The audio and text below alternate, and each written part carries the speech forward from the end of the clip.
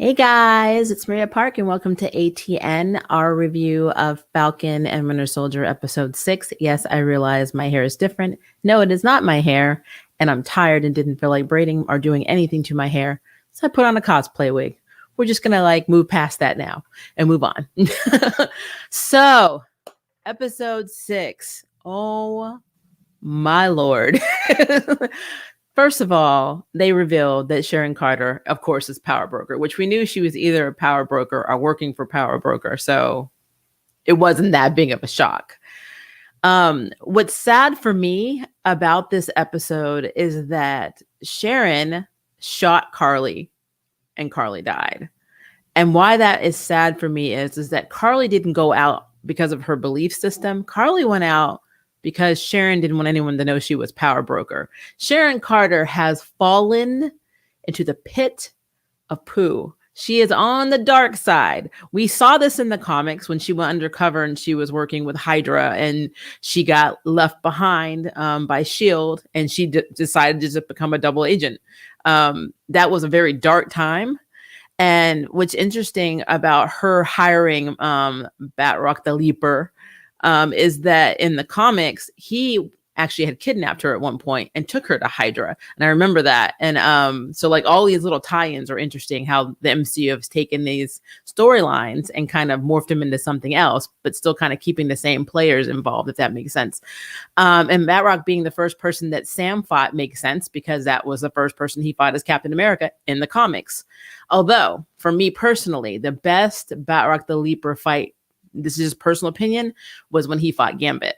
Now, I would love to see that one live action, but we don't have the X-Men in the universe or mutants introduced yet. So, yeah, not going to happen. But I really, really, really would have loved to see Gambit versus Batroc the Leaper because that was a damn good fight in the comics. Moving on. So there was a lot of cool stuff that happened. And then I have a lot of questions. So if Sharon is the Power Broker, why did she let them kill off the only man working for her that knows how to make super serum? I mean, obviously that was going to affect her. It was going to affect her buyers and her ability to make money. So that's interesting. I wonder why she let them go and kill him. And she did bring in Zemo there. He was going to kill him.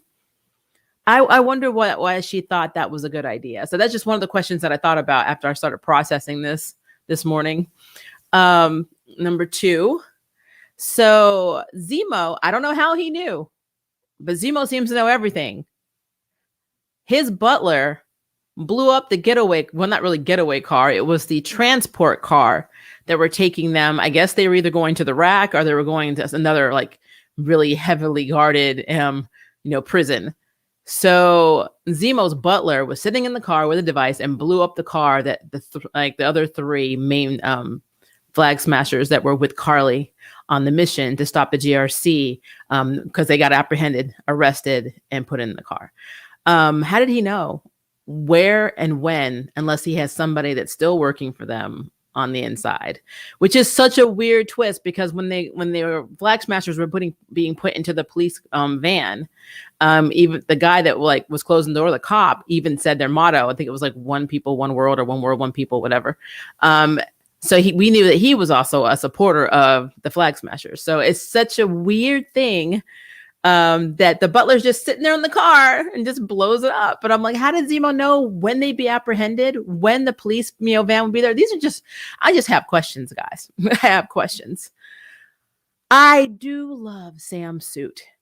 Oh my gosh. I mean, it's not like I haven't seen it in the comics. It's not like I haven't seen a version of it in Marvel Puzzle Quest, but I'm just saying I love the live action version of that suit. That suit was badass. I'm like, Wakanda and Shuri, you put your foot in that one. I was like, that suit was badass. When the police car was going over the edge and we saw that John Walker was trying to save it, he made the decision to not kill Carly and save the van instead. He gets knocked over. So he was not the Captain America that ended up saving their lives. It was Sam, this Captain America that does not have super soldier serum, no abilities whatsoever other than the fact that he's a good fighter and a good strategic soldier. He was the one they needed to save save their lives. And I was like, okay, I'm okay with this. I love the fact that when he was talking to Isaiah, and he was saying why he became, Captain America. He's like, because my people built this country, so you're not going to tell me I can't fight for it. And I'm like, you know what? And even Isaiah was like, you almost got me with that. But then the whole thing of taking Isaiah to the museum to see like his statue and his story, basically displayed in the same location as Steve Rogers I was in my tears and in my feelings. I was bawling because that was a long time coming. I'm like, I gave my Isaiah some recognition, and he brought his grandson along, so Patriot can see what the future when he joins or when he comes in around the same time as the Young Avengers, he gets to see exactly what the future could be like. And now having Sam out as Captain America, and him even saying there are going to be people, I pick up the shield, there are going to be people that hate that I picked this shield up. There are people that hated me right now. I'm like, yeah, and they have trolls and they're on the internet and they're probably saying some shit. Like, because they said it in Endgame ended. Why didn't Sam get the shield? Why didn't Bucky get the shield? Ooh, in my feelings. But you know what? Sam's a badass Captain America. I love when he was flying over and they had the spectators and the one guy's like, oh, it's Black Falcon. And I was like, no, he's Captain America. I'm like, oh, guys. And the end of the episode, it even said Captain America and Winter Soldier. I was like, they doing it. They are doing it. So I got really excited about that. And I love Bucky spending time with Sam's family. I mean, they pretty much, as far as I'm concerned, I kind of feel like it's going to be Captain America and Bucky. Bucky is going to be to Sam what he used to be in the comics to Steve Rogers, and I am there for it. And now Bucky has a family, and he actually went to, I think his name is Yuri, the older gentleman we saw in the beginning of the series, that he killed his son when he was, basically brainwashed. He went and told him the truth, and that was hard. That was so hard, but at least he has closure now. But yeah, Bucky is, he left the book for his therapist in the bag. So as far as we understand, Bucky he's not 100% healed. He's not mentally healed, but he's in a better place than we saw him at the beginning. And I am completely okay with that. And I think a lot of that has to do with Sam. And now he's spending time with Sam and Sam's family, and he's back with them. So I'm completely okay with this. I am completely okay. And I love them walking by and Sam having his arm on. It's like a little bromance. It's the bromance we need in the MCU, which I'm happy about, because I don't think we're going to get the girlfriendship, BFF mance with America Chavez and Kate Bishop that I'm used to in the Avengers world because of the age difference now. But yeah, so I was happy with that. John Walker became U.S. agent. We knew it was going to happen. I'm still confused on whether or not Val is Agent 14 right now or Madam Hydra, because she does say, oh, look at this. Zemo got exactly, what he wanted. And she said, I couldn't do better if I hadn't planned it myself, but I didn't. Or did I? So now I'm like, well, maybe she is Madam Hydra and she's working with Zemo and she's the one that set up the assassination of those 3 flag smashers. I'm sure she has ways of getting intel because she used to be with S.H.I.E.L.D. So, I mean, it's a thing. Going back to Sharon Carter. She got the part she always wanted. And literally, the after credit scene, you see her being parted, because of her, Aunt Peggy. And then you see her say, oh, well, it's my honor. I'd be glad to have my position back. And then she gets on the phone immediately and she's like, rally up, all my buyers. Because now we don't have the, access to the super serum anymore, but I get all of the state secrets and basically everything else that's top secret that she can make money on. She's going to be peddling. Man, Sharon is dirty as F. I mean, I was so upset when she was the one that killed Carly, especially when she said, when you first came to me in Mandapore, you reminded me of a younger version of me. So she basically made, Carly, and then she killed her and she shot Batroc, which is kind of bad because I kind of wanted him to be, in some of the movies. But yeah, Sharon is dirty, guys. Sharon Carter is dirty. And again, I still don't understand her motives. Like, even Carly was like, you want to basically take over the world. I just want to change it. And I'm like, so really the true villain of this was actually Sharon, because she's the one that hired Batroc to even assist with the Flag Smashers, knowing that he wanted to kill Falcon. No problem with that. Now, whether she assumed that Sam could take care of it on his own or not, it doesn't matter. She literally greenlighted a guy who wanted to kill Sam to protect her assets. And that's some BS. And on top of that, she ends up shooting Carly. So Carly died not for her cause, but to protect Sharon's secret. That is so much. That's some BS. Some BS. So, yeah, I had some problems with that. They didn't reveal that Battlestar is still alive, and that made me sad. I really thought we were going to get like an ending where Battlestar like woke up on a table somewhere, and we're like, oh, Lamar's really alive. I'm like, no, did they really effing kill him for good in the MCU? What's wrong with that? That's wrong. I'm like, what is? I don't understand, writers. What is your problem? We need Battlestar. I don't get why you had to kill Lamar off. Yeah, I got some issues with that. So I'm not saying that he won't pop up later on, like in Secret Invasion or something. Maybe we'll actually see that he is, being revived. I just don't like that they didn't even give us a hint of it at the end of this series. And to be fair, guys, I've learned through WandaVision that these plots aren't complex. They're pretty predictable. You can guess a lot of the stuff they're doing. So, I mean, because of that, there's a good chance that Lamar's just gone. So that makes me very upset. But yeah, the fight scenes in this every fight scene in this was great. Carly trying to talk Bucky into changing sides, saying, why are you doing that? Why are you fighting for this? You see what these people are doing. That to me was real. The realest thing for me though was Sam making that speech. Because when he made that speech, it wasn't just about him being, the first Black, as far as he's concerned. He's not, because Isaiah technically, but the first Black Captain America. Also, both sides made valid points, because you had all these people that were just wiped out by Thanos. They just wiped out. Their entire lives were gone, but they didn't realize they were gone.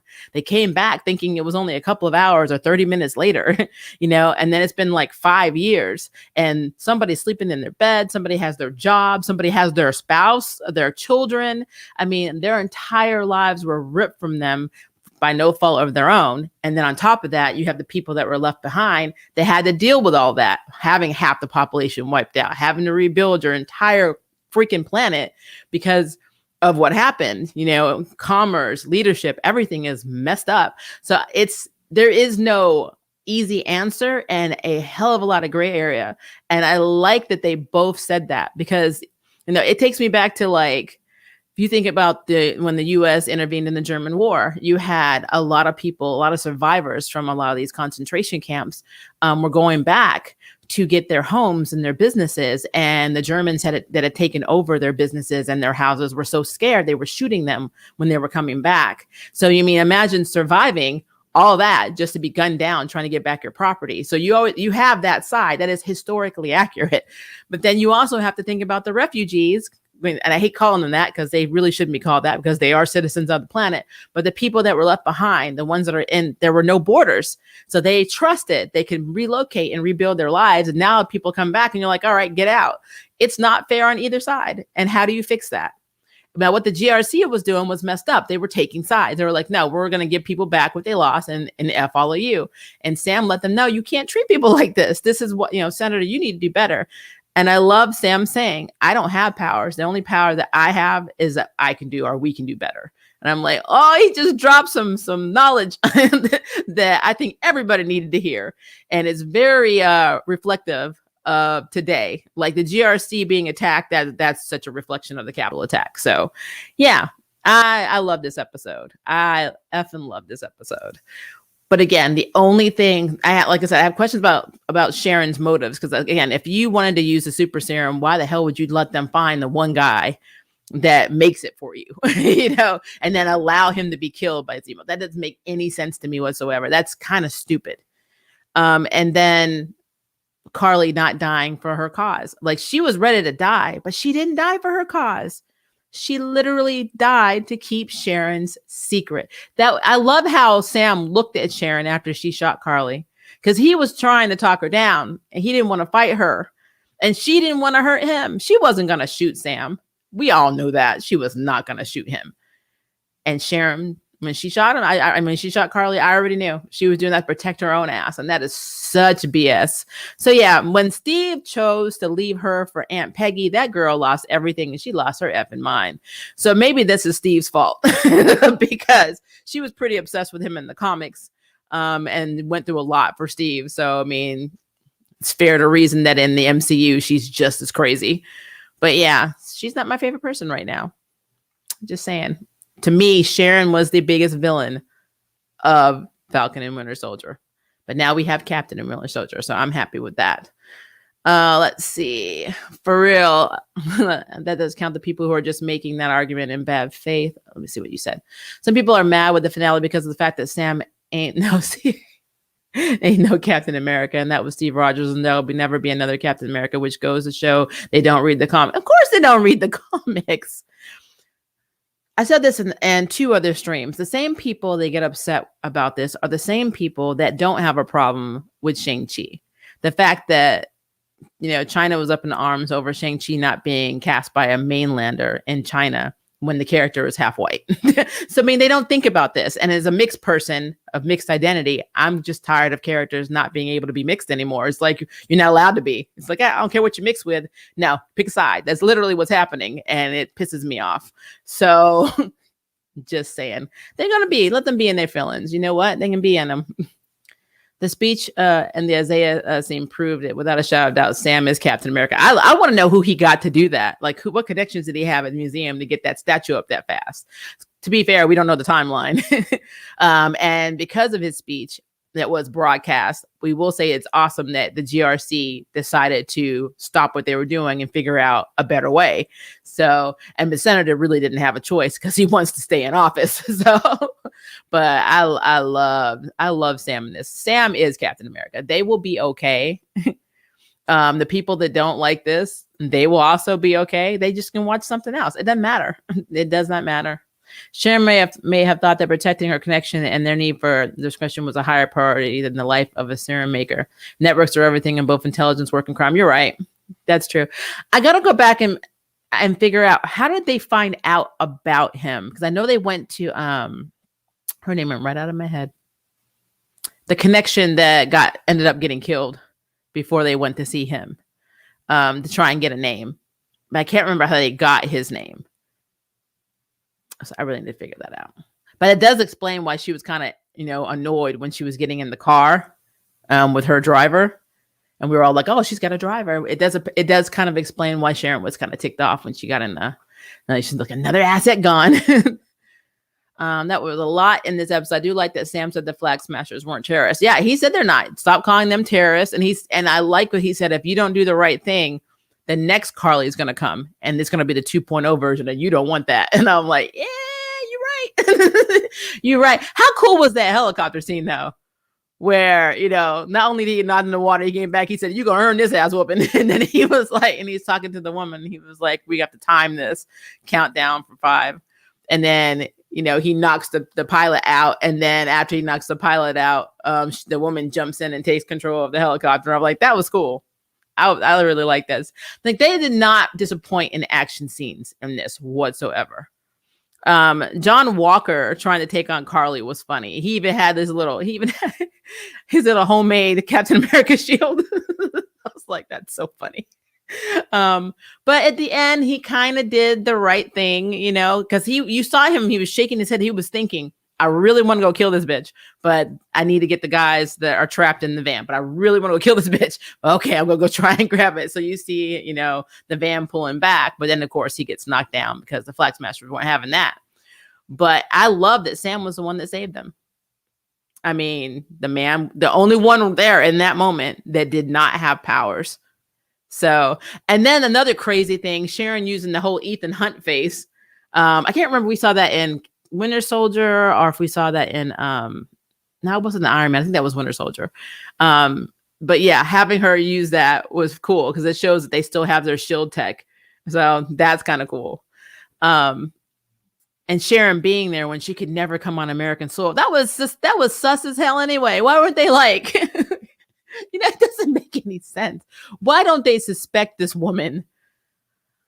I love my boys, but they slow.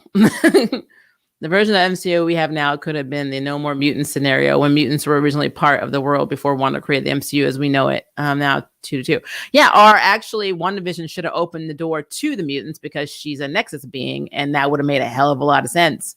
That also would, that's why I thought having Mephisto in it would have been great, because Agatha being there, having her, be the nanny for the Reeve family and their son, and having, basically having Sue Storm and Reed's son be the one who separated Mephisto's soul particles, as I'm calling them, or gems in the first place, allowing Wanda to create her children from them, made a lot of sense because Mephisto wanted to get them back. And they even kind of referenced it, like when Agatha at the end of WandaVision said, "You don't know what you've unleashed." It's the fucking devil.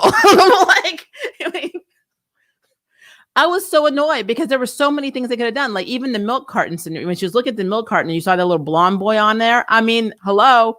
Like that's definitely Sue's son. So I'm like, that's Agatha. That's who Agatha was the nanny of. I don't understand why they didn't go with that. But you know what? It is what it is. MCU, you do you. They do their own thing. They're like the Arrowverse. Everybody takes a plot and they just go with it and they do their own thing. Because we know the Flashpoint we had in Arrowverse was not the Flashpoint we had in the comics. So completely different. So that's what I take this as. The MCU universe is its own universe. And it kind of is inspired by characters from, the comics and the different Earths, especially the Prime. I think Earth 616 is what they try and model everything off of, but they don't do it correctly. So just like Spider-Man. Spider-Man has not had an accurate movie yet. If you're talking about the naming system. No, the Amazing Spider-Man was not the Amazing Spider-Man, not in the comics. So yeah, they do their own thing. Zemos Butler is a true ride or die. I know. And I think he is actually working for Val as well, because I think Val is working for Zemo. And John Walker more than likely is working for Zemo because I don't think she's Agent 14 anymore. I think she is 100% Madam Hydra. So yeah, that's gonna be cool. I'm just scared. I hope she ends up using it for good for her sake and the legacy of her bloodline. I don't want to see her go down this path like her. I mean, she still helped them. Can't she just accept? Well, my problem with that, their apology. Sorry, I cut you off. My problem with that is Sharon was not there to help them. Sharon was there to try and get Carly to come work for her and to save her own butt.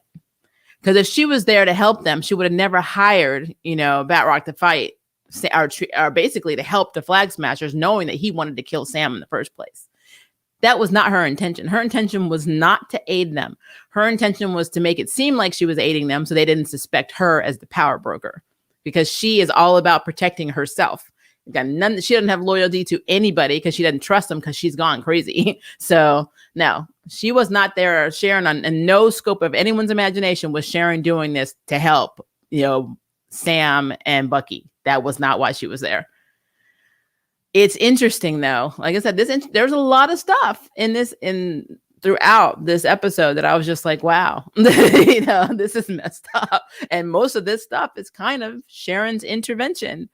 If Sharon hadn't had more super serum, then this wouldn't even have been a problem. Yes, they would have had, Carly leading this revolution. And yeah, that would have been an issue, but she wouldn't have had the power to do half the stuff that she did to the GRC without that serum.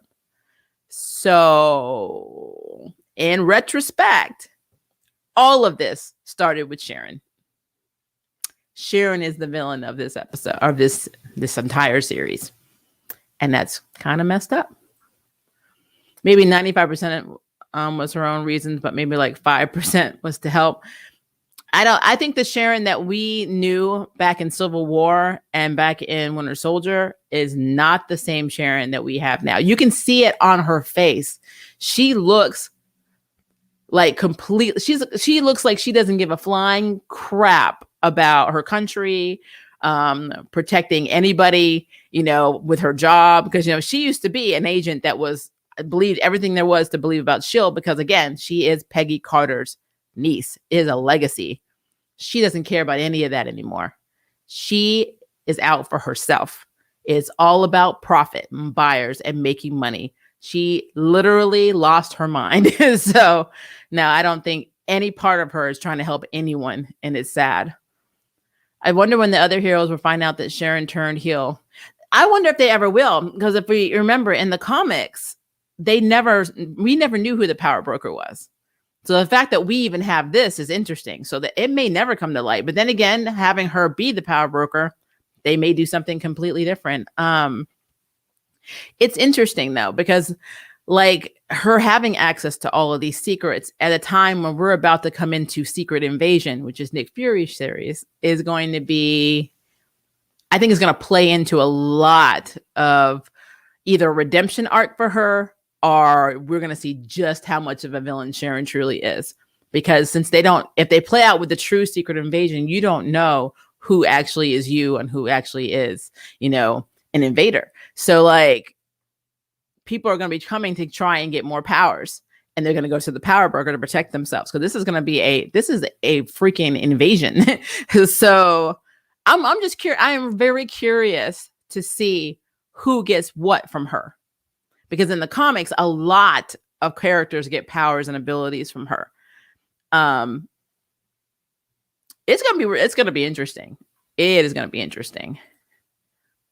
Maybe it's another Mandarin thing where she's just pretending to be the power broker. No, she's the power broker. There's no pretending. She's the power broker. I hope maybe being back there will remind her of good times of the Avengers find out and influence her. Well, we first need to know. Okay, so she feels really betrayed. I get it. Bucky got pardoned, and he was an assassin for Hydra, and was closest to Red Skull.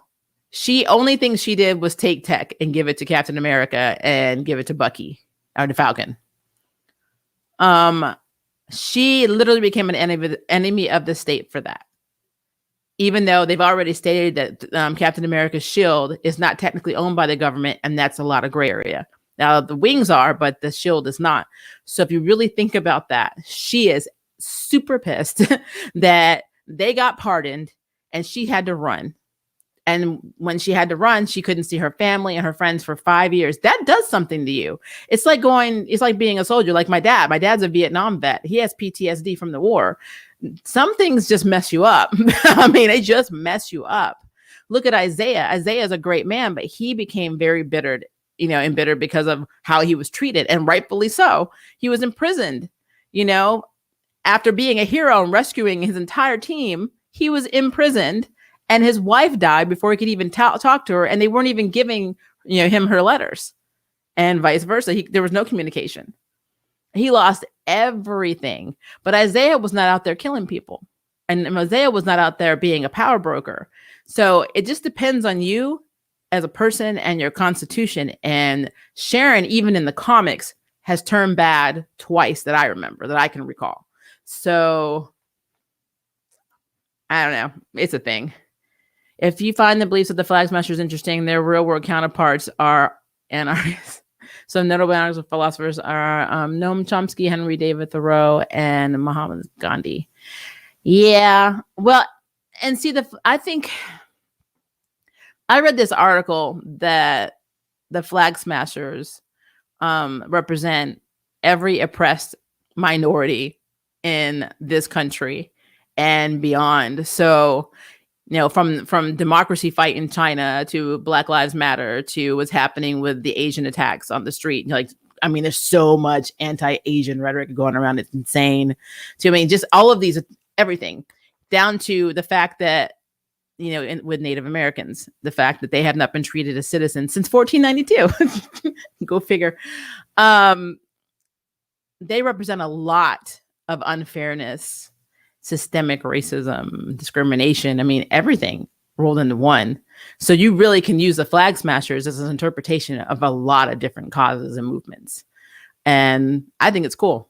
I think it's really cool. People don't want to hear it in history, but they'll look at it sometimes in comics and like their favorite TV shows and cartoons. And sometimes they even get the message. Sometimes. I hope she is redeemable, because I don't want her to tarnish the Carter legacy as well. Because what would Peggy think? Peggy would come back in time and beat her ass. Sharon's character has become way more interesting. Some hero decisions have consequences, and this is one of Sam's. This is true. I I don't know how he's going to react when he realizes that she's a power broker, because it's going to dawn on him that he killed Carly. She killed Carly to keep her secret. She murdered her. That was it. She wasn't doing it to save Sam. She murdered her to keep her secret. That is messed up. That is messed up. She chose to run. She could have come back and tried to make amends like Bucky and Steve would have vouched for her. I don't know why she didn't try that. Why didn't she just come back, have her trial, and have the Avengers or whatever stand up for her? Because they forgave Bucky.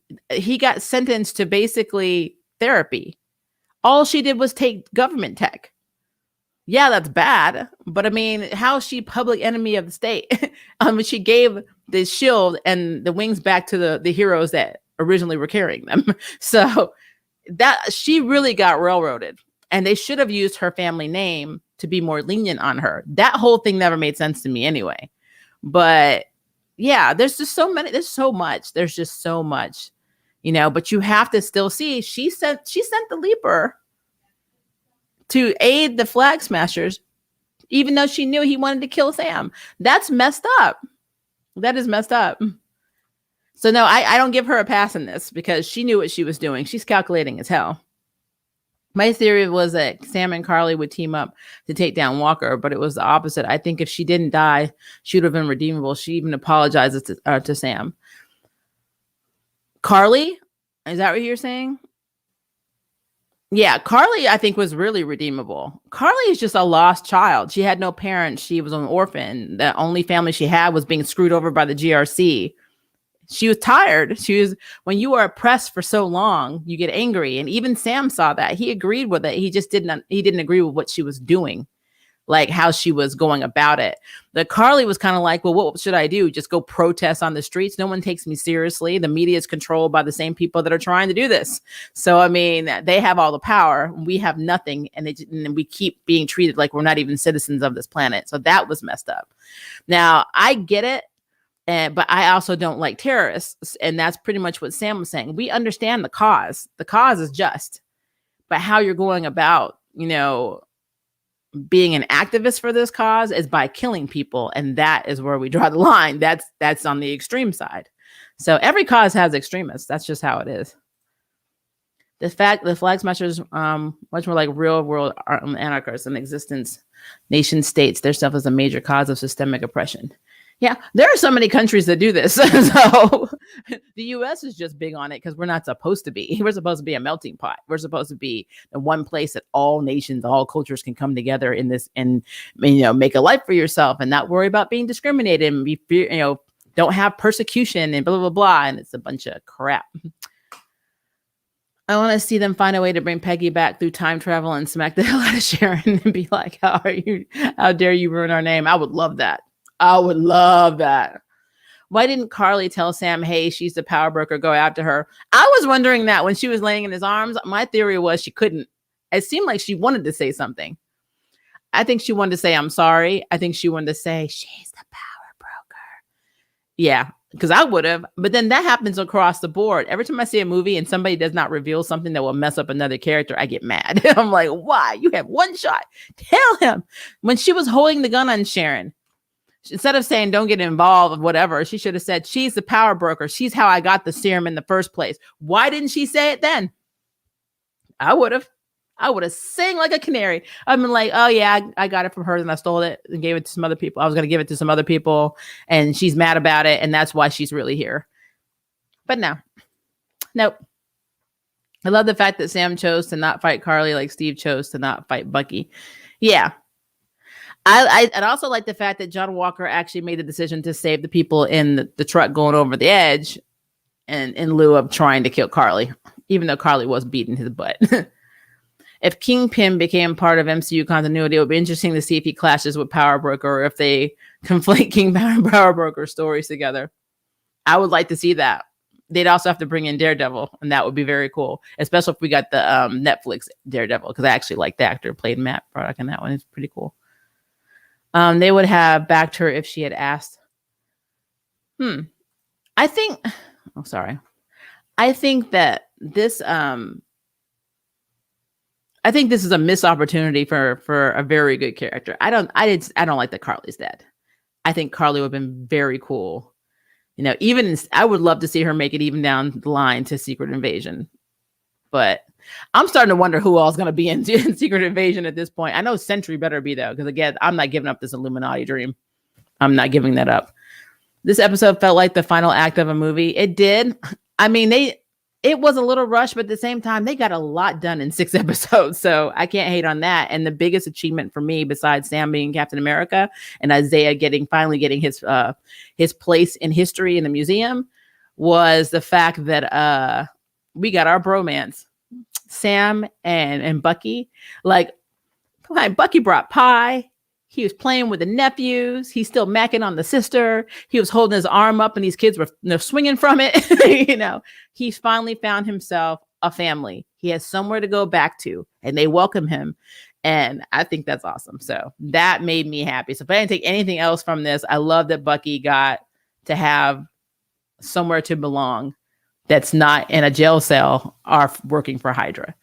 So I'm cool with that.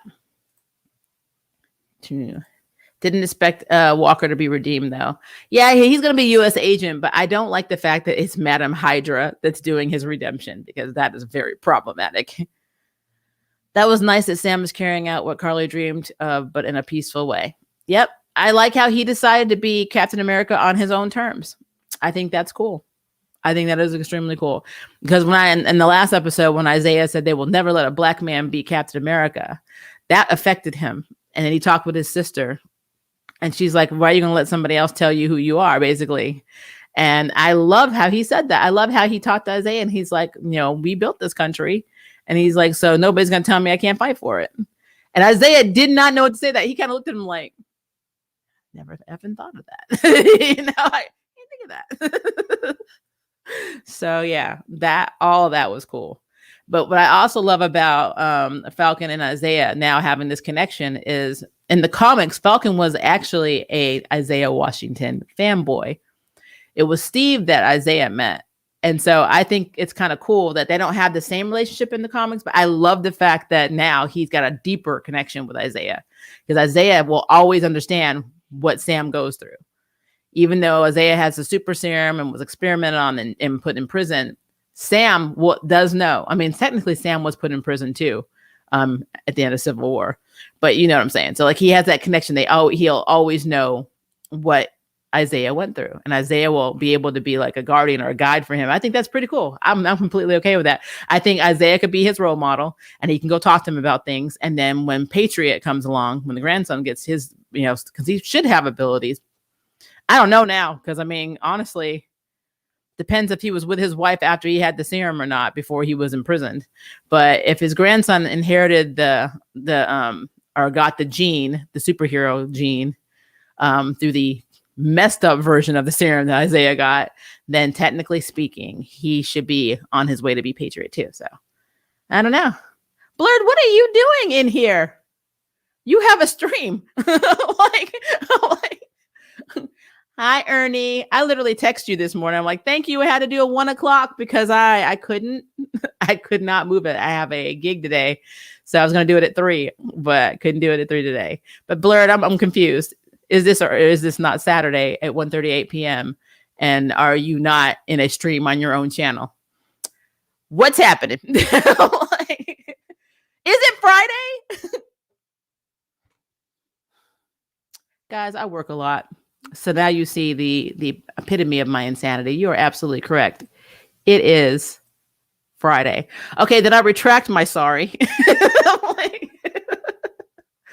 Oh yeah, so I absolutely cried when, I'm not lying. I was sitting there with my spouse, and when I saw that damn statue and I saw them talking about Isaiah and everything he did, I was like, my God, he's got his place in history. That was badass. That was badass. Again, who does Sam know that he has that kind of clout? Because the man can't even get a loan to save his boat. So who does he know that he could just call up and say, hey, I need you to put this in the museum? And then what evidence did he provide them that this was accurate? The idea, I'm always I nitpick. So, I have to nitpick. It's the same thing I said earlier. Like, my questions are still the same. Why did Sharon allow her scientist to be killed when he's the only one that knew how to make the damn serum? So that was my first question, because, I need to know. Also, if she knew that the Leaper or Balrog was going to try and kill Sam, then that also proves that she wasn't trying to help. But what did she think was going to happen? I mean, unless she knew she was going to be there to kill him. I will kind of accept that because she did shoot him, which is kind of a waste of a count. Because that, to me, my favorite Leaper fight is always going to be when he fought Gambit. I absolutely love that in the comics. I wish they would do that in live action. But seeing Balrog the Leaper and Gambit, the banter between both of them were hilarious. And I love that fight. And we will never get that fight because by the time they introduce Gambit into the MCU, Balrog's already dead because Sharon took, him out. And she also took out Carly, and Carly she didn't get to die for her cause. She got to die to keep Sharon's secret. And that really pissed me off. It really bothered me. I'm still, again, my other questions like is Val Madam Hydra right now, or is she Agent 14? Because again, her and Sharon could be working together because in the comics, they were the Fatal Femmes. So Agent 13 and Agent 14 were a duo. And at the time they were doing things because they were oppressed, agents or female agents within a hierarchy that hated women, in SHIELD. So they would do things on the sly to get recognition. Even like there was like one issue where they even caused our staging event. So I don't know. Thank you, Kevin. It's not mine, but I appreciate it. I didn't feel like brushing my hair. So this is what happened today. I'll brush it later. But no, I want to know, is Val Madam Hydra right now, or is she Agent 14? But I'm leaning more towards Agent, to Madam Hydra because of Zemo. Because Zemo was like, sitting back in jail. My butler did his shit. And I'm like, how did Zemo have the foresight or the knowledge ahead of time to know that those three, Flag Smashers were going to be taken into custody, put into that vehicle for transport at that exact moment to blow up that van? So they had some insider, working for them. And that's why when Val told, John Walker's wife, and she said, maybe it's almost like I planned it, but I didn't. Oh, but maybe I did. And I'm like, yeah, I think you did, because I think you're working with Zemo. So if she's working with Zemo, and she has the same connection in the comics as she has with Sharon Carter when she was, Agent 14, then that also means the power broker could be working with Zemo. And that's why she didn't stop Zemo from going to kill her scientists. I'm just throwing theories out there. That could be a bunch of shit, but I'm just saying. I'm just saying. That's what I think happened. The senator, I bet he convinced the senator maybe. He made that senator look like a twat. He's like, what? He's like, we understand, but you need to do better. You just need to do better. But like I said, I get it, both points of view. Like, if you weren't here earlier, then, I referenced the Holocaust and what happened when all of the German survivors, all the Jewish German survivors went back to get their property, and the German former Nazi families and German citizens were shooting them because they didn't want to give them back. Like, they didn't want to be displaced. And, of course, the people that were held prisoner and tortured wanted their stuff back. And it just became a very dirty situation. So, yeah, throughout history, you're going to see events like this. So that entire speech that Sam made, and then the senator countering, which the senator was also valid. I mean, if we all blinked out of existence and I came back here and somebody was sitting here doing my YouTube channel, I'd be like, what the hell? Like, what is happening? So I see both sides, and there is no solution. There's no easy answer for this. So, it is what it is. Let's see. Maybe that scientist wasn't the only one, but Sharon let them think that he was. Fool your friends to fool your enemies. Now that's true. That's possible. Anything can happen. But like I said, the one thing that's been bothering me about the MCU shows are the things that are so obvious that you think can't be happening. It's like, oh, surely they're not doing that. They're making it too obvious. They're obvious. I'm like with WandaVision, I mean, all of us had theories about WandaVision, and it became just Agatha.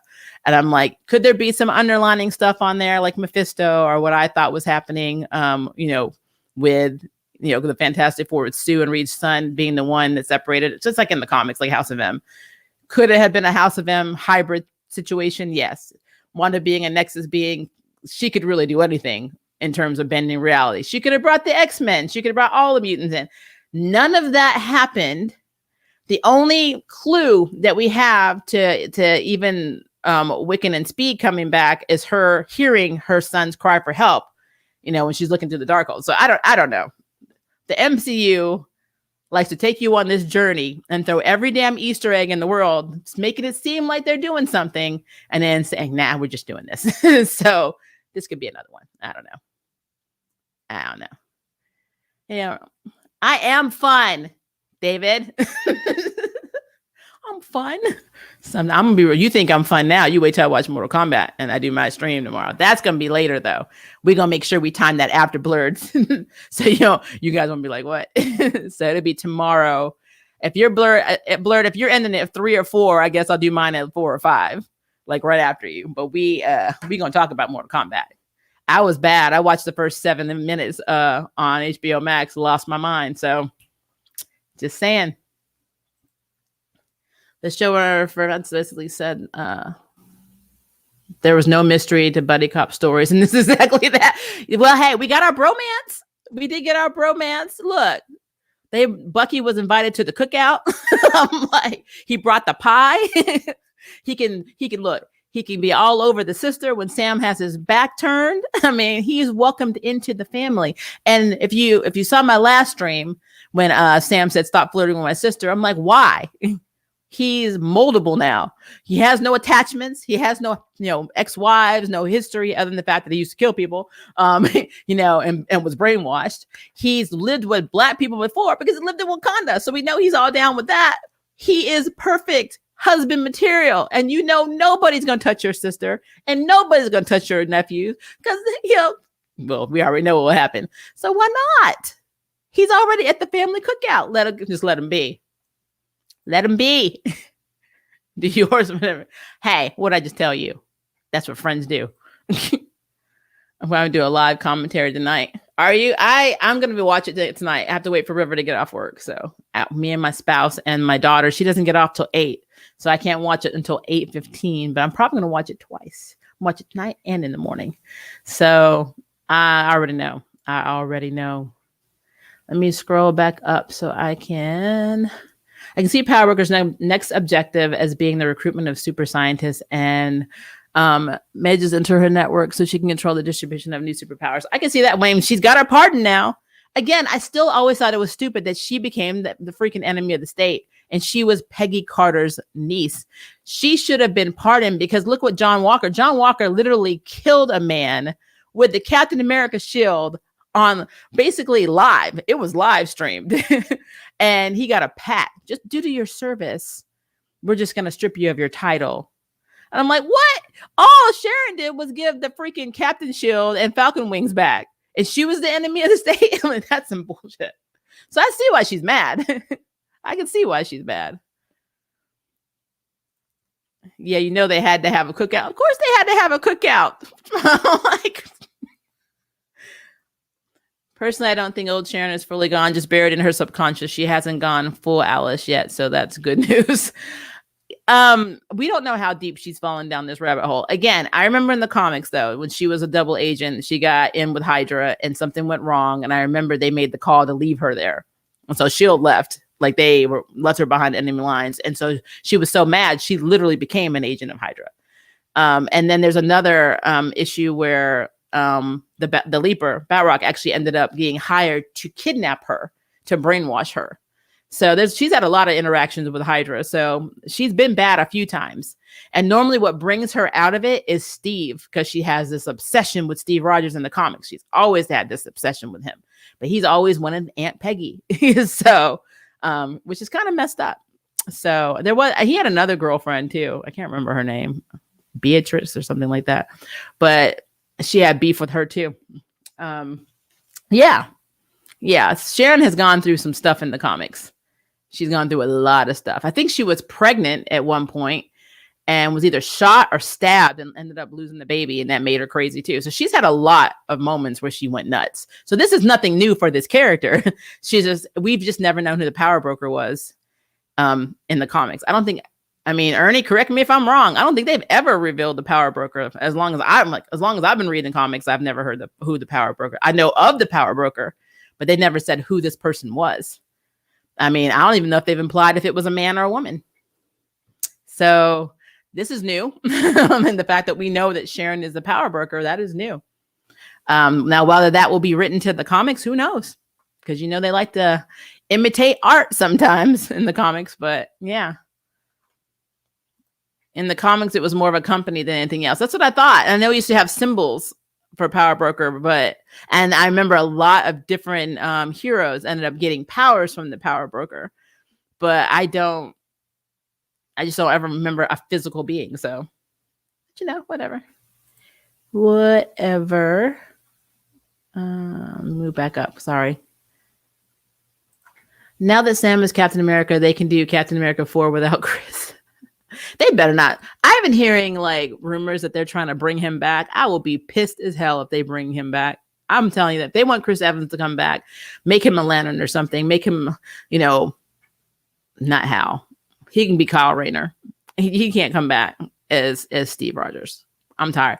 Although they keep saying, I thought, you know, Captain America was on the moon. They keep effing saying this, and he's not dead. He's just old. In Endgame, he wasn't dying. He was just old. He didn't want to do it anymore. So 9 times out of 10, he's probably on the freaking moon base with Nick Fury, and we will see him in Secret Invasion. That might actually happen. At this point, I'm thinking everybody's on the damn moon. But I will be mad because Sam needs his time to shine as Captain America, and that suit is sweet. I was like, it's like I said at the beginning of this stream, Shuri put her foot in that shit. That I've seen it in the comics. I've seen it in Marvel Puzzle Quest, but seeing it in live action, that was a sweet suit. And very appropriate that Wakanda did it. So who made Sam's suit? Wakanda, Shuri. Because remember at the end of episode 5, Bucky asked Io for a favor. And that favor was to have that suit made. So yeah, the only scientist they have smart enough in Wakanda in the MCU right now that could do that would be Shuri. So yeah, that's a Wakanda original. But it also means that Torres has the old wing, so now he can be the Falcon he's supposed to be. So yeah, it is what it is. But again, we got our bromance. That's all that matters. I am so happy that we now have Bucky, the Bucky to Sam that he used to be, you know, to our original Cap.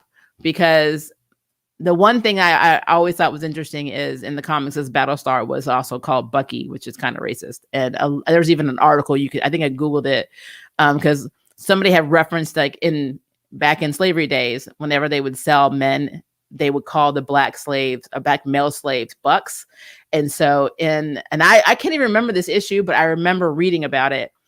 Battlestar or Lamar was going by Bucky originally when he first got his super serum in the comics. And one of his fellow soldiers set him aside and said, look, dude, that's kind of like an homage to racism that you're okay with that. You know, they used to call us bucks back in the day. Well, I'm not cool with that. And that's when he became Battlestar. So I love that they never had him as Bucky to John Walker like they did in the comics, because I think that was really stupid. Danny Ramirez recently said he wasn't there for an Easter egg, so he definitely got to be flying next season if there is one. I mean, we already keep seeing Patriot, and he hasn't gotten his bill. Now, my question is this, though, because in the comics, Isaiah's wife never died, and they were reunited when he got out of jail. But in the MCU version, she didn't even know he was alive. They told her she was dead, and all her letters went unread, and they never gave him her letters. Were they together to conceive their children after he got the serum and then he went to rescue his friends, after he was stationed, meaning that his grandson has the superhero serum gene, even though his was kind of defective? Because in the comics, Isaiah, I think, ended up with like dementia or something because it caused like neurological problems. But he still went to jail, but I remember he had neurological problems. So it was a flawed version. And then his grandson, Patriot, ended up having like some of the abilities like super speed and all that. So is he going to have those powers, or are they going to just pull a Sam and have Patriot just be, another hero fighting like Sam without powers, but because he can do better? I'm really wondering if the MCU is going to let Patriot have his serum abilities, because Battlestar didn't have them, and that's bullcrap. And also, like, I know I talked to Ernie about this. Ernie believes that Lamar is not dead, and I'm behind that. I can get behind that because MCU has done some stuff. So I'm upset that they did not show us, though. I just really wish they had, showed us like an Easter egg of him being like, even if it was his dead body laying on a table somewhere, just show it. Now, could they do that in Secret Invasion? Yes, they could do a lot of stuff in Secret Invasion. It seems like they're going to be doing a lot of stuff in Secret Invasion because we saw Sentry's Belt in WandaVision. I'm gonna keep saying it because I'm hoping God hears me. Sentry's Belt being on that random agent that got turned into a clown, or I don't think it was an acrobat, whatever, in WandaVision, signals to me that we may have the Illuminati in the Secret Invasion. And we need to have the Illuminati because we had the Illuminati in the freaking Secret Invasion in the comics. So don't tease me with that and then let me down, but they might. So, but it's just, there's so many things. Battlestar could be in Secret Invasion. So that could happen. But again, as far as this episode is concerned, I need to know what's next with Sharon. We know that she's going to be using state secrets and tech and selling them to the highest bidder. So she's a double agent. So she is destroying the Carter name. It's just what's happening. And I want to know, we already know U.S. agent is here. It's in play. And John Walker feels redeemed. And I just need to know if that's Madam Hydra, which I think it is. I don't think she's Agent 14 at this point. I think she's beyond that. I think she's Madam Hydra. And they also need to know, like, what is, like, killing Carly just pissed me off again. Carly was such a good character. She was so redeemable. And I think that's probably the one thing I hated about this episode is that she didn't get to die for her cause. She died for pretty much for Sharon's business so that her secret was safe. That really bothers me. So there's so much. There's so much. Either way, I still need to read the Sam Wilson Captain America comics. Now they're good. Like I said, Batroc, the Leaper was one of the first. I think he was the first villain that he actually fought. And yeah, I think he was the first one he actually fought in his comics, which is kind of cool that they kind of circle back to that. But my favorite battle is not him and Sam. It will always be him and Remy. Him and Gambit were beating the hell out of each other, and I love it. And remember, in the comics, the Leaper doesn't have any abilities, so that to me it's really interesting. So that it was really a fair fight technically in this version because I don't think that Batroc was actually hooked up or souped up on super serum. So it was a very, very, very good fight. But I don't know. I want him to fight Gambit, but he's dead now, so that's not going to happen. He also beat the brakes off U.S. Agent in that comic. He did. Heck, a lot of people beat the hell out of U.S. Agent. But U.S. Agent took on his own terrorist group, which I like to call the generic KKK. So, yeah. I love in the middle of a stream where something asked me to restart. Let's see here. Sorry, guys. I got to scroll back up.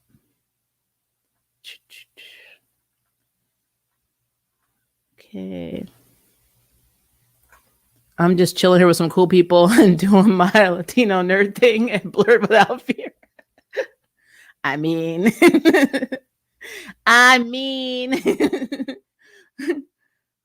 let's see. Keep Channing Tatum as Gambit for the MCU. It was a shame that fell through, but I hope it gets repurposed. Okay, so my problem with that is, well, I guess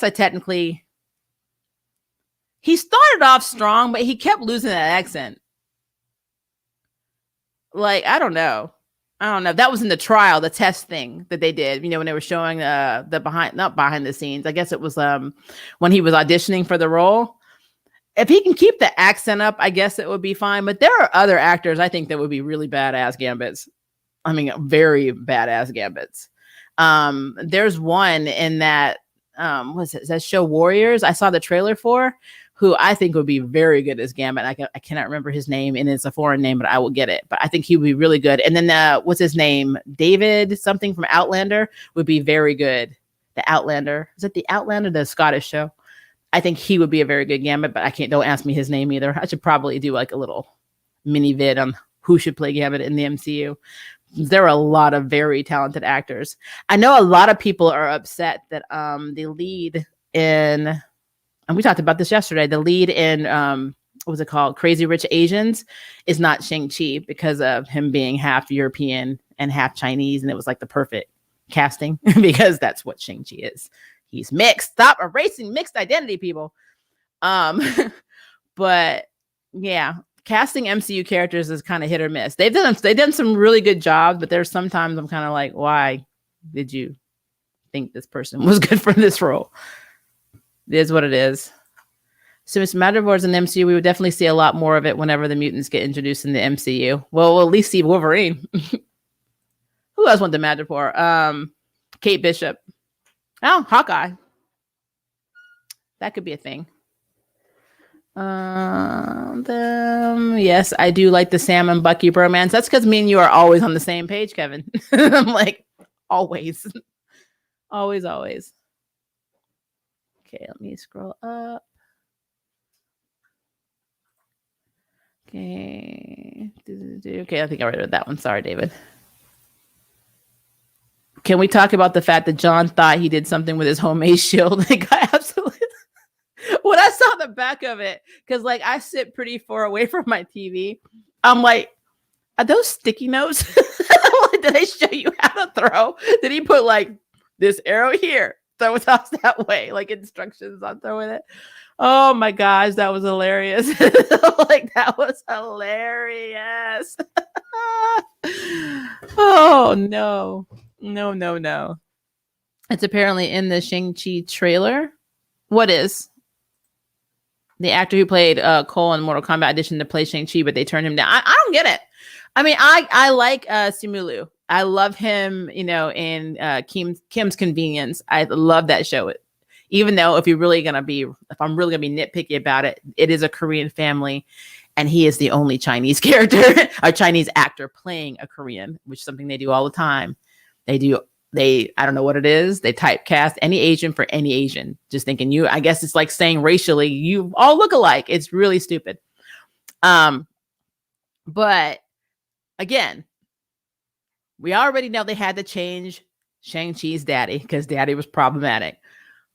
But his mama is very insignificant only because, we don't know the history behind it. I think it was not a consensual thing, the conception.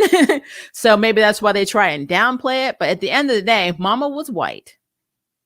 End of story. We already have a sister. We have Xialing. We're probably going to have Fa with Fa, because more than likely that's who Awkwafina's character Katie really is. She's the adopted sister.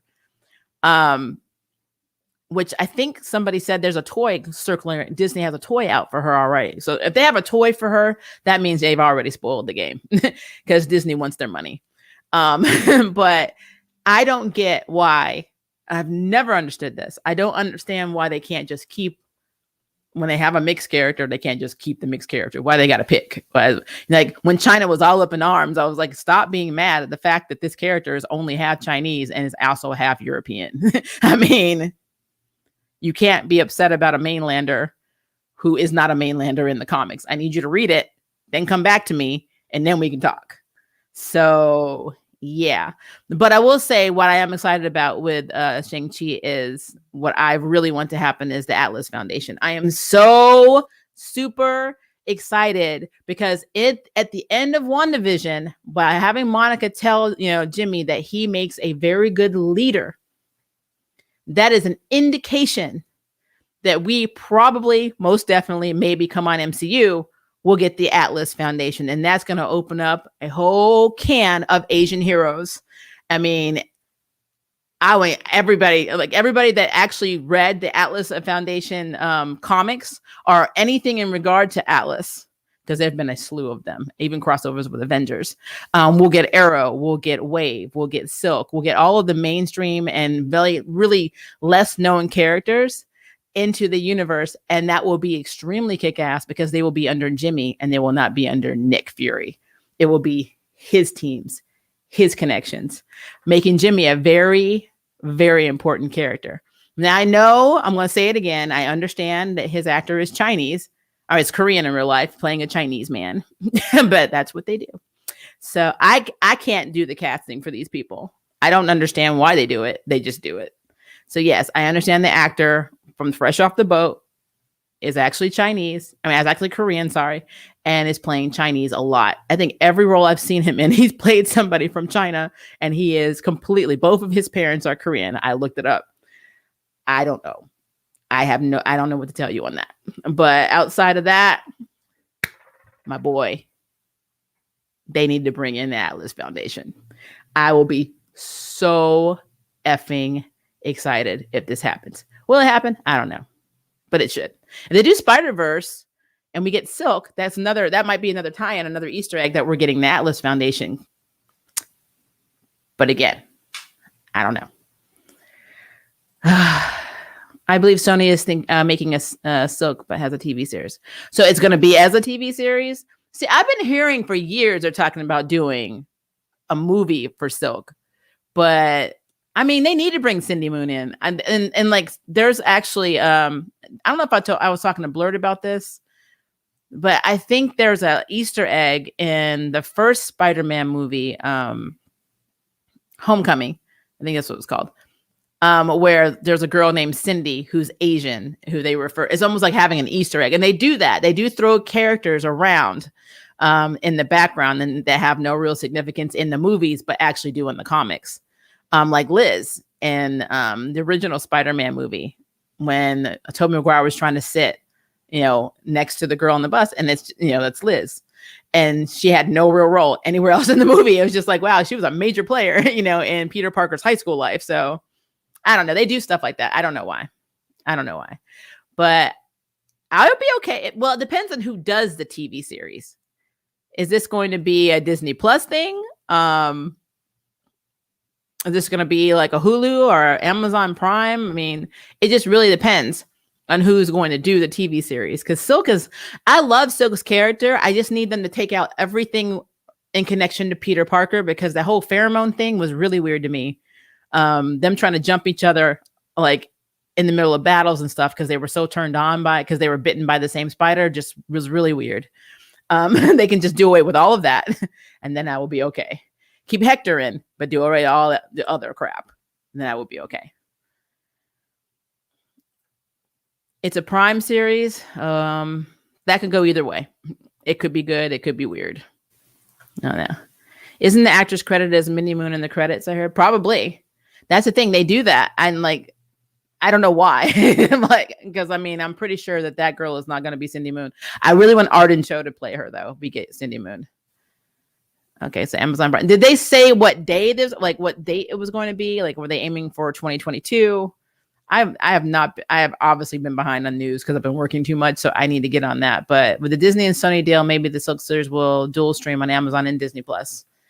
It'll be interesting not to have it on there. I mean, yeah, they did the Runaways on Hulu, which are supposed to be in the same world in Cloak and Dagger. But, I mean, are they going to tie it in with the rest of the MCU? I'll be very mad I'll be angry if Silk actually is on another Earth and has no connection to the MCU whatsoever. That would tick me off. She should be introduced in the Spider-Man movie. I don't know what's wrong with these people. So everybody's talking. So I need to be up on the news on this Silk series, because I did not know. I don't think the show should be called Atlas, just called The Agents of Wu. And that's all you need. I mean, you've got Master Wu, Sifu Wu. I mean, hey, whatever they want to call it, I'm cool. As long as we have the Atlas Foundation. Our Agents of Atlas is cool, because Agents of Atlas is a comic run. So you can do Agents, or if you want to do Agents of Wu, I think Agents of Atlas would be cool. Because Yellow Claw, what I've always found fascinating about Atlas, the Atlas Foundation, is that Yellow Claw was a dedicated, loyal Atlas Foundation member. He was not a supervillain. He was told, he was given orders to be a supervillain to make Jimmy Woo look good to the rest of the world, because they didn't think they'd accept the Chinese leader. That's literally the only reason Yellow Claw even existed. So the fact that that is a probability makes me excited. It also makes me excited that they keep building up Jimmy Woo in the MCU, because he went from the Ant-Man movie to being like a bubbling idiot to literally handling stuff in WandaVision, to the point where he was handling the cleanup at the end of the WandaVision series. And that's why Monica was like, leadership looks good on you. I'm like, there's so many times now they have shown Jimmy Woo to be very competent, which made me wonder if he's doing a Clark Kent Superman type thing, where he's just pretending to be meek and, and humble, and he's actually pretty badass. Because when they were fighting off the guards in WandaVision that were arresting them, I mean, he was kicking ass. So I would be down with that. I would be down with that. But again, it is the MCU. So I can't put 100% stock in it. I like the MCU, but they seem to follow their own little, the toot to their own little horn. And even though the fans desperately want certain plot points and certain characters, they do it in their own time and they don't care. So the predictable is normally predictable, and this could just be this literally, they could be just throwing us a bone to make us happy, to show us that someday the Atlas Foundation may arrive, but no time soon. And that's really frustrating. I don't want to be 60 still saying, "Oh, we have the Atlas Foundation was they were like someday in MCU 17." Like, why? In parts, but overall, it just felt like D&D shenanigans. What did he ask you? Let's see. Did Exosaurus feel kind of like Mortal Kombat to anybody else, or is it just me? David, stop talking about Mortal Kombat when I can't watch it until later tonight. But I did watch the first 7 minutes. Oh my gosh. Oh my gosh. Oh my gosh. Oh my gosh. Oh my gosh. In the Doctor Strange movie, they made the Ancient One white to ponder the bigotry that the Han Chinese have against Tibetans. Yeah. Well, in the sequel, we're going to see what happens, because I thought Wanda was going to say something like "no more magic," which would have been awesome. And that would have had him go through that comic run where he had to just travel around in Stark Stark spaceship, trying to find people around the multiverse to teach him magic. And that's would explain why he has access to, America Chavez and the Utopian Parallel, because that was one of his first stops. So, but they're not going to do that because they hate me. So it's fine. With the new deal with Disney Sony as possible. Okay, I think I already did that one. Sorry. I think it just cross-posts. So on my end, this message is coming up twice, Terrell. I know you didn't do this twice, so just kind of ignore me. What kind of an antagonist of Ant-Man 2? Because we were cheering for Scott to outwit Jimmy and for Jimmy to sort of fall at busting Scott. Yeah. And we all knew that Jimmy knew that Scott was busting out of that damn bracelet. So I really think that Jimmy is shown that as like a Clark Kent to Master Wu. So Jimmy Woo is the Clark Kent and Master Wu is the Superman, basically, which would be cool. I'd be okay with that. Apparently Tilda Swinton was chosen to play the Ancient because of her unusual looks. She is pale as hell, like very pale, like Tobias level Black Lightning albino pale. She is very pale. I don't know if that's a condition or that she's just very pale. Her eyebrows are blonde. Her eyelids are blonde. Her hair is blonde. I mean, she's very, very blonde. Like, I don't know. I don't know what was up with that. She really looks like an elf.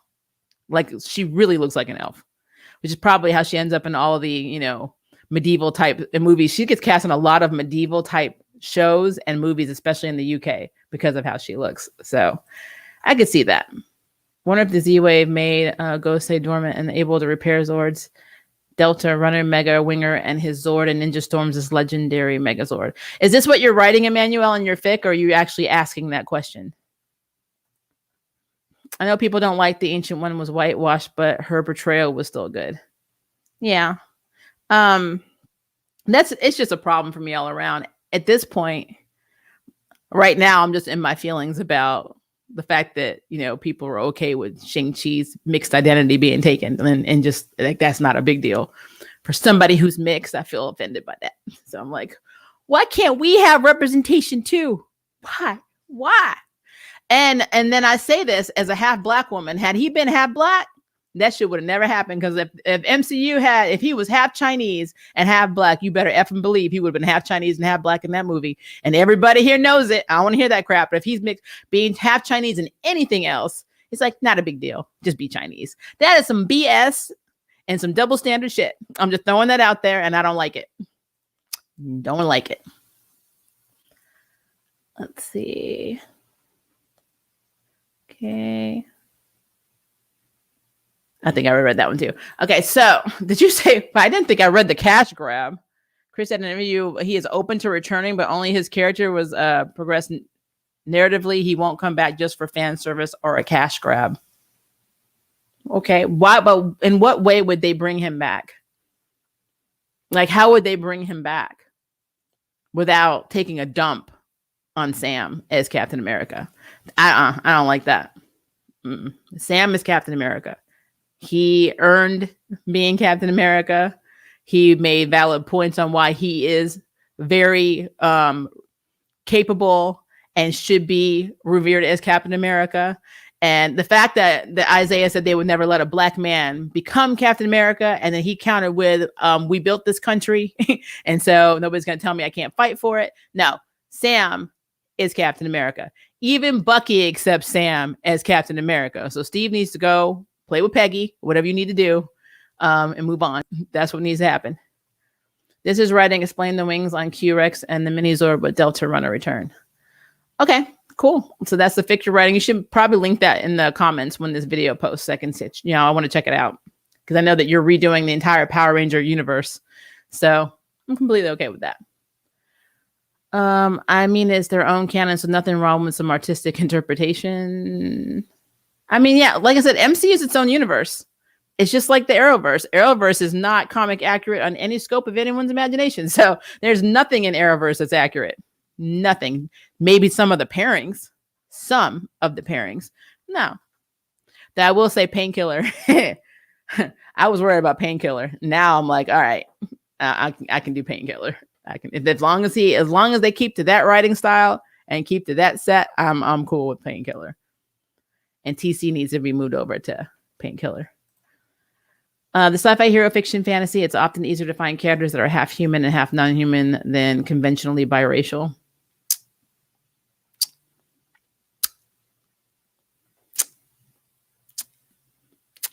That's all I got to say about that.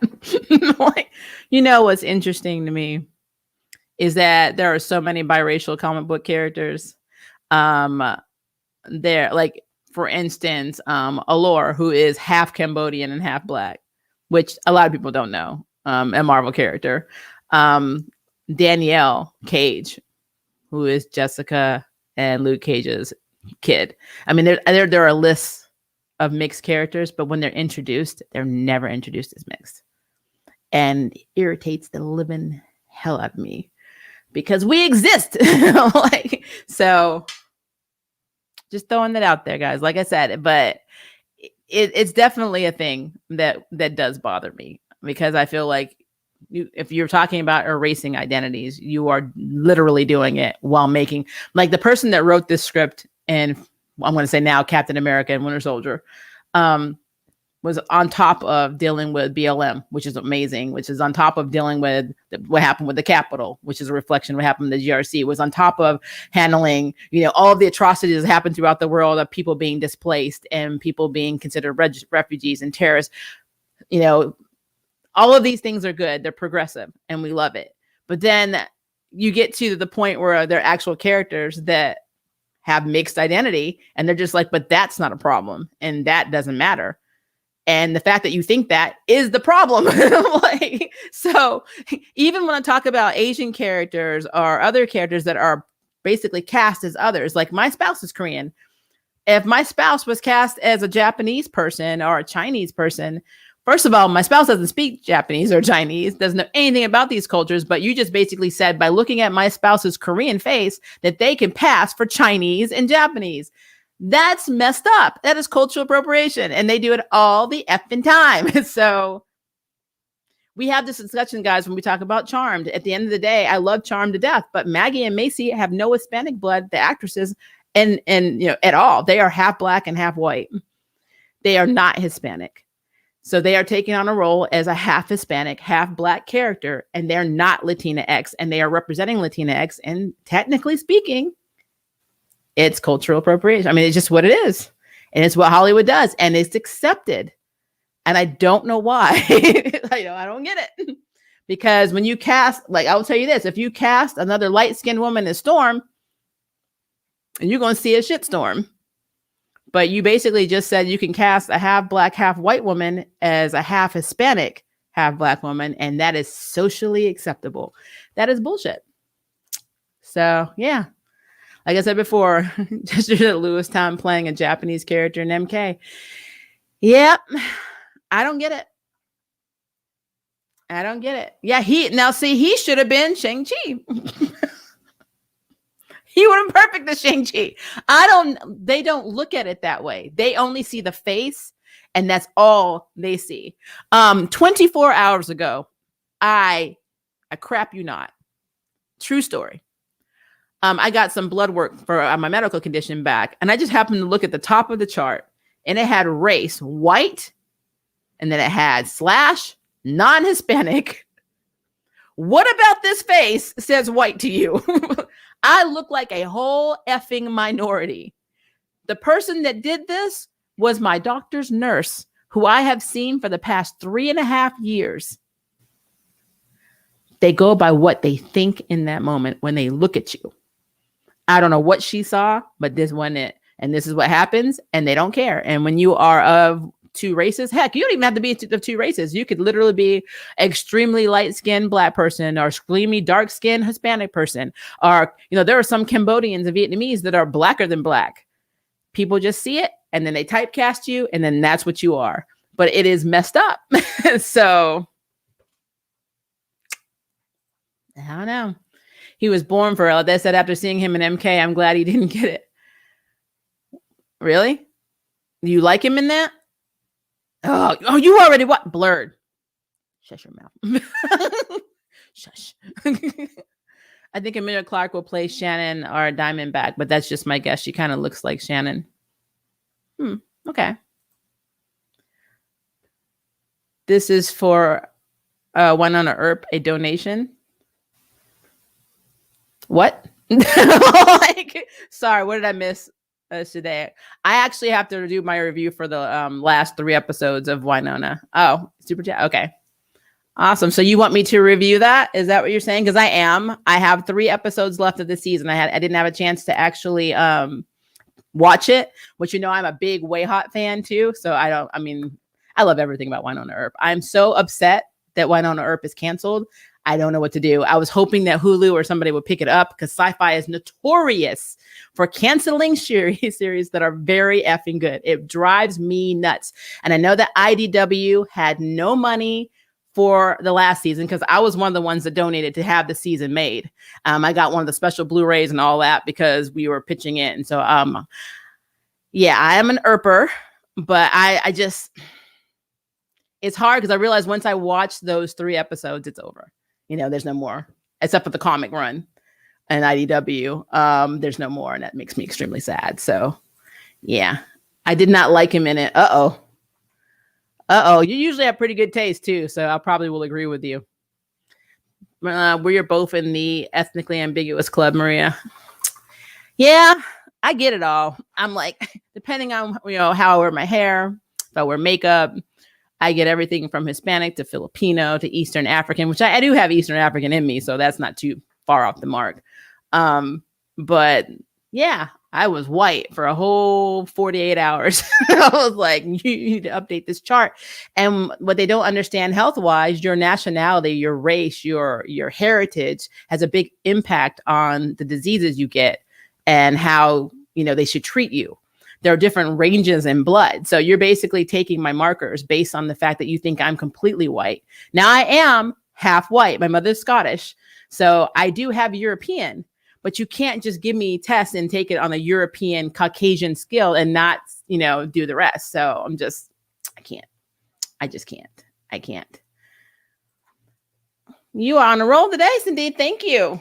I will be doing my Winona Earp review on Sunday because luckily all of my Sunday shows are on hiatus.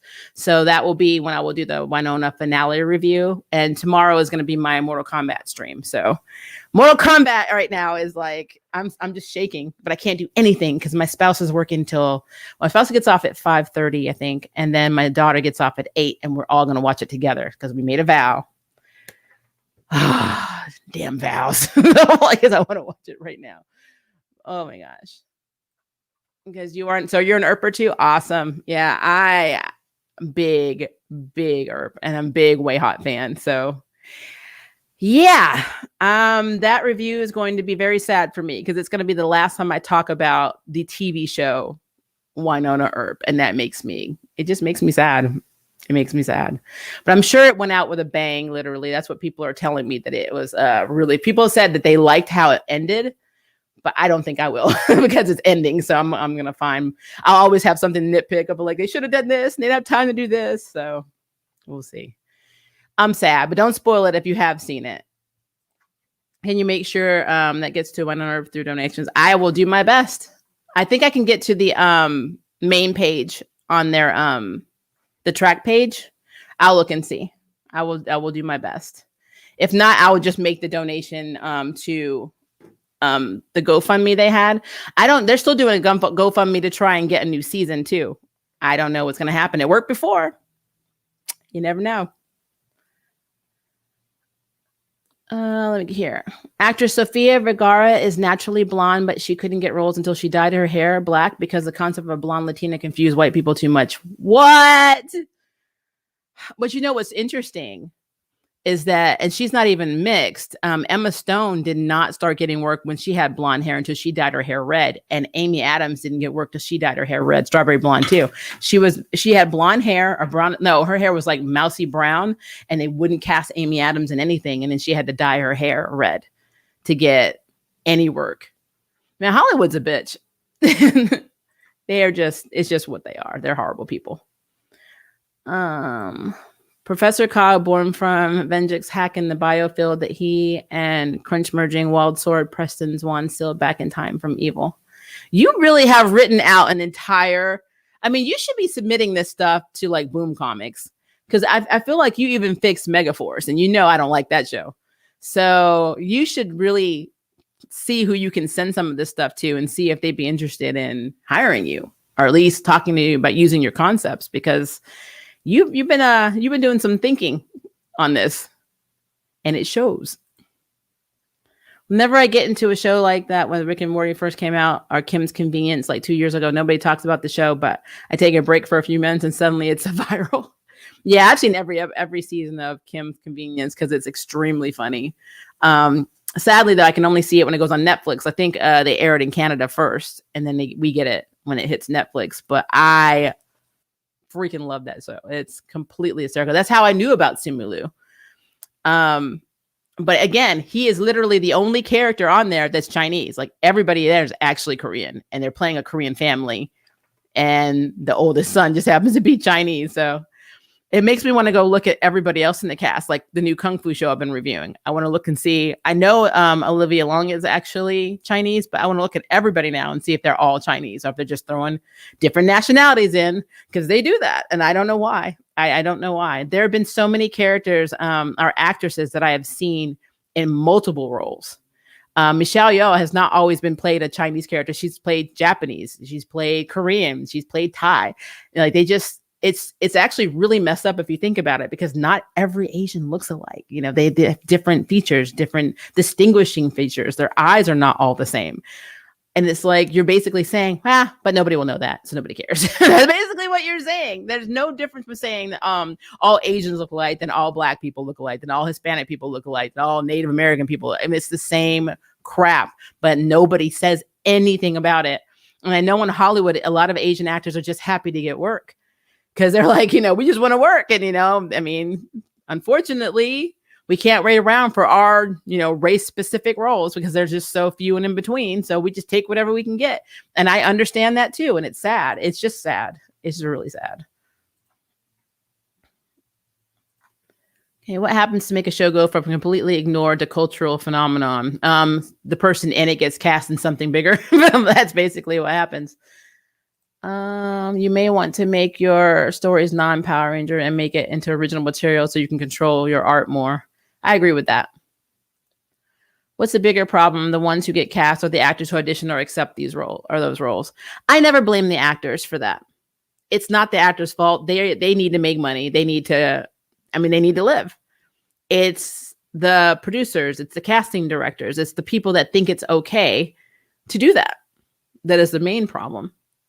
If you put a casting call out there and you need to pay your rent, and you're in LA and your rent is like $3,100 for a 1 or 2 bedroom apartment, if you can get a 1 or 2 bedroom apartment in LA, heck yes, absolutely, you're going to have that.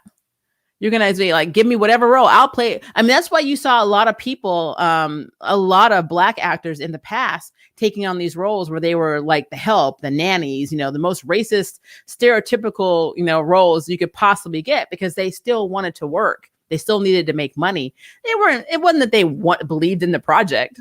They just needed the money. So I think, so I'm a big Star Trek fan, because when Noelle came around for, we had Uhura, and she was like the first Black woman that people were saying ma'am and showing respect to on the bridge of the Enterprise. And she was sitting up there with all the white boys, and you had Sulu, Japanese American, who literally was raised in an internment camp in the States, who was basically called a lieutenant. That stuff that's progressive. And this was in the 60s. So when we started having roles like that, and then we had shows like the Jeffersons and things like that, it really opened up a broader world. Not saying it's perfect by any means, but it showed that, yeah, you could have people of color that are on the screen that aren't made to say yes, ma'am, and not made to be put down wells like they did a lot in the Bonanza and other shows. They have the Chinese people that were there putting down the well to see if there was dynamite down there. You had a lot of the Blacks were either slaves, housemaids, and servants, or working on the railroad. They could do more. So yeah. You were having fun with the super seekers. I want to submit to Hasbro and crush some people's ships like Leo and Kendricks, but it could be the only way to save Megaforce story-wise. I mean, somebody needs to save it, because I'm telling you now, Megaforce was crap. Crap. And I always told you my whole, completely off topic, my whole way of saving Megaforce was to recast it. Or if you couldn't recast it, then to have them actually lose the Legendary War, and then have them find a way to go back in time and have to go approach every Power Ranger team and convince them to lend them their powers so they can get their keys, and to be able to battle again and then win. And that would have meant more or closer to the Gokaiger series, in my opinion, than what they did, which was stupid. So yeah, whatever. Representation both in front and behind the camera is very important. Actors usually have very little control over how stories are told. Absolutely. That's why when everybody hates on Candace Patton and Iris, it's really interesting to me, because she didn't write the script. She didn't cast herself. She's not in control of any of that. She can't even use she has naturally curly hair. They wouldn't even let her have her natural hair. She has no control over any of that. And it's always been interesting to me how much crap she got from being cast in the show. Yeah, I always had problems with that. You can do that if you like, but Hasbro and Saban will take most of the money from your hard work, will not be yours, and you won't have a say over the final product. You should get an agent, though. If you get an agent to represent you, then they negotiate for you. Then they can't do that. So if you have a really good literary agent, that will go a long way. Let's see here. Trying to move up. We're going to take a few more questions because we're over the 1.5 hour mark, guys. We're trying to stay under our 2 hours now. Why? Why? Let's see. What if Steve Rogers was Spider-Man? Wait, what if Steve Rogers was Spider-Man? So just make the live action and there you go. That's a very weird thought. An alternate universe. I understand that's an alternate universe. That's just really weird. I'm like, Spider-Man has to be someone who's not a super soldier. Spider-Man has to be somebody who is the underdog. And it doesn't have to be Peter Parker. It could be Miles. It could be whoever. But the underdog. I could never see Steve Rogers swinging around as Spider-Man. That would be very weird. Are you certain about what time your MK review will be? Yes, I'm definitely going to do it because Blurred here normally does his stream between noon Central Standard Time. We were in the same city to around like 3 or 4. So I think I'm going to do mine at 4. It'll be 4 o'clock. Because if you're talking at 4, I know that you're winding down, Blurred. So I'm not going to be too upset about that. So it'll be 4 o'clock tomorrow when I do that. Yeah. Which is cool because I also have a video to get out. So yeah, it will be 4 o'clock. And Sunday, I'm just going to do a Winona live stream because it's going to be so much easier talking about everything with Winona than making a video. So that'll be my Sunday video. And I will make just when I end this stream, I will go ahead and set up my live stream so you'll see it, and I'll also put it in the community post. So you will see the stream for Mortal Kombat in the community post when I end the stream. So give me like a few minutes, and I'll just I'll create one really fast. Let's see. Okay. I'm looking forward to discussing MK tomorrow. So am I. Oh, Lord. Oh, Lord. I think I'm going to have a lot to talk about. I will say, though, I haven't seen it. Just the first 7 minutes in the trailer, but that trailer got me. When I saw what he did, when I saw Sub-Zero rip off Jack's arm in that trailer, I was like, all right, this was the MK I needed in my life when I was younger. Not to say I'm not nostalgic for the old one. I mean, I think I don't know how old I was. I have to go look at the date when the original Mortal Kombat movie came out. But I want to say I was either freshman in college or in high school. I'm going to look that up. But nostalgia is why I like it. But it was not a good it really was not a great of a movie. When did that movie come out? I think it was 1995, but let me make sure. If it was 95, then this came out right after I graduated from high school. I graduated from high school June of 95, and this came out in August. So this was right before I started college. So yeah, aged myself, guys. But yeah, I'm excited because Mortal Kombat looks badass. It looks badass.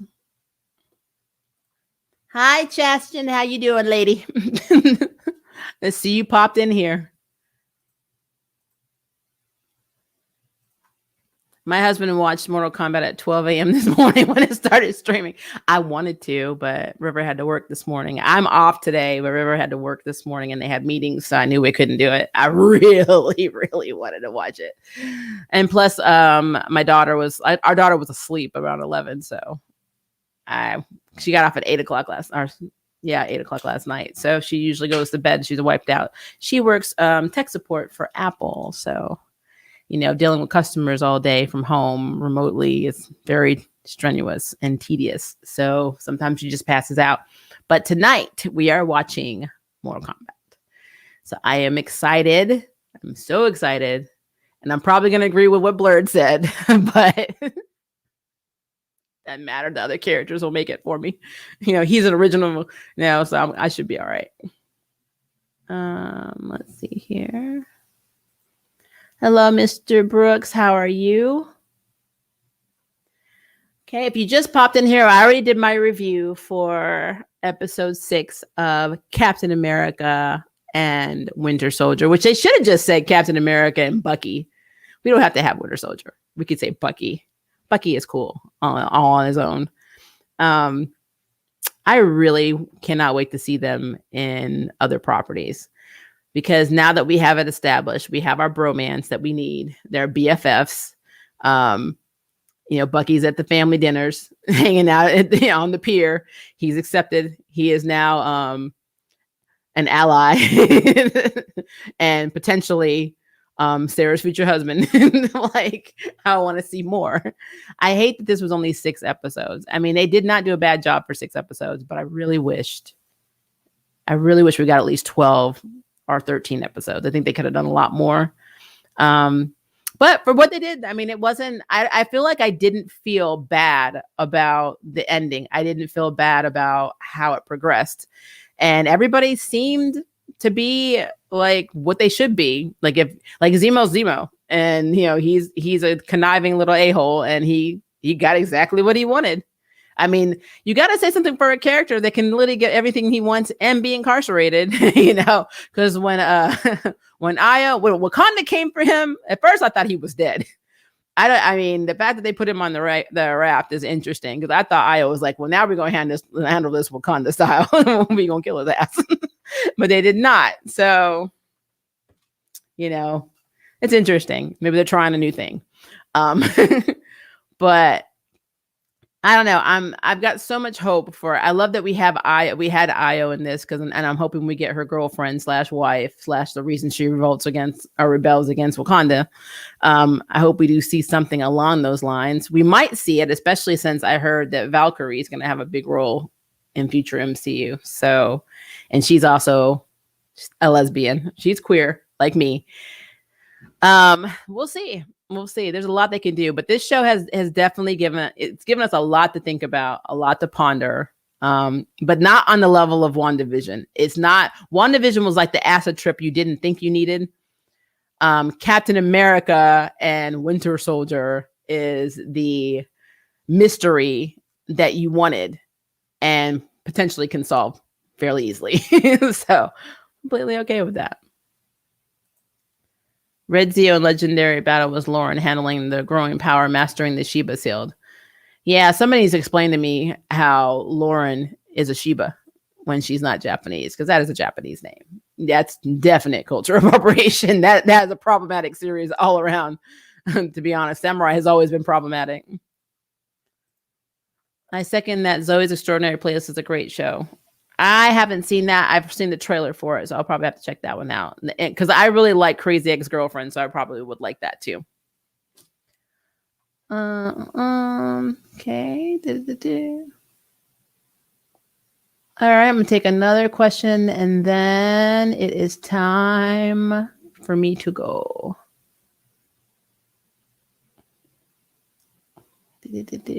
Sorry, I'm trying to refresh. Here we go. Maybe Sharon and the Mandarin have worked together or dealt weapons. I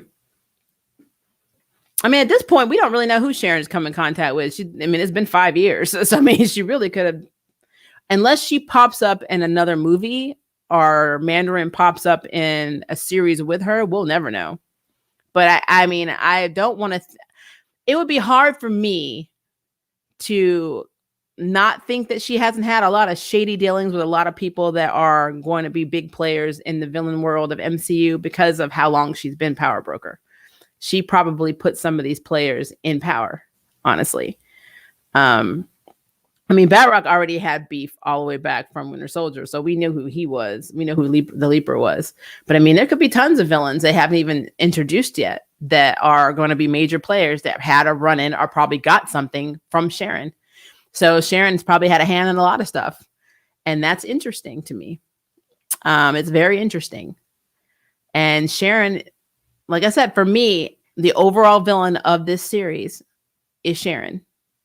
Because if it was not for Sharon and the super soldier serum, then Carly would not have gotten in power. So there would have been no reason for any of this to be happening. John Walker wouldn't have been a thing especially in terms of, finding the serum and injecting himself. Lamar would be alive. There's so many things that would not have happened if not for Sharon. And you have to look at it from that, in that perspective, because everything comes back to Power Broker in this. And she's the real villain. And it started with her and the series ended with her. And that is how I feel about that. But yeah, that is all I got. It's 300 years and the last 18 generations. Yeah, you need to write this stuff down, Emmanuel. I think that you, at the least, even if you do a fan fiction site or put it on a fan fiction site, people will really be interested in that. You should start writing all of that out and posting it and see what kind of traction you get. And you never know what could happen. There have been tons of people that were discovered that way. So I would do it. All right, guys, you have been amazing. I have got to go because I have a voice job that starts very soon. So you will get I'll put the banner up, the icon and the link in the community chat. And then I will also, our post, and then we'll also schedule it for 4 p.m. Central Standard Time tomorrow. So that's what time I will be talking about Mortal Kombat. And it will be fun because, I'm super excited about this movie. So we are going to have a great time. You know how we do it. So it is going to happen. But thank you for joining me for this review. If you have any other questions, theories, concerns, just want to talk about whatever, especially about Captain America, and Winter Soldier. Make sure you put it in the comments below, because this chat will disappear once I post this, and then I will no longer know what you're asking me. So make sure you post it. But until next time, guys, have a great day or morning or evening or whatever your time zone is.